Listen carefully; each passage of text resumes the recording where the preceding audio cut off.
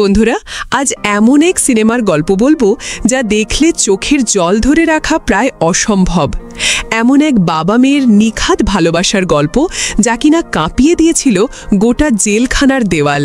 ভাবুন তো, একটা সাধারণ স্কুল ব্যাগ কি করে ডেকে আনতে পারে একটা পরিবারের চরম সর্বনাশ। আর কেমন করে একজন বুদ্ধি প্রতিবন্ধী প্রায় শিশুর মতো সরল বাবাকে বানিয়ে দেওয়া হয় এক ভয়ঙ্কর খুনি। তার থেকেও বড় কথা, সেই বাবার নির্দোষিতা প্রমাণ করতে তার ছোট্ট মেয়ের লড়াই আর জেলখানার দাগী আসামিদের সাহায্য, এই সব মিলিয়েই আজকের আমাদের গল্প। হ্যাঁ, আমি বলছি দক্ষিণ কোরিয়ার সেই কালজয়ী সিনেমা মিরাকল ইন সেল নং 7-এর কথা।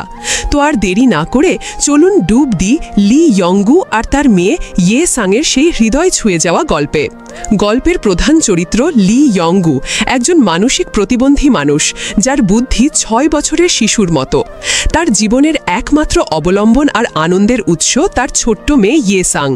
মেয়ের মুখে হাসি ফোটানোর জন্য ইয়ংগু পার্কিং লটে কাজ করে, আর তাদের ছোট্ট অভাবের সংসারেও ভালোবাসার কোনো কমতি নেই। একদিন ইয়ে সাং একটা বিশেষ সেলার মুন স্কুল ব্যাগের জন্য বায়না ধরে।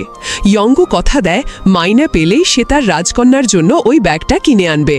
কিন্তু ভাগ্য যেন তাদের সহায় ছিল না। মাইনে পাওয়ার ঠিক আগের দিন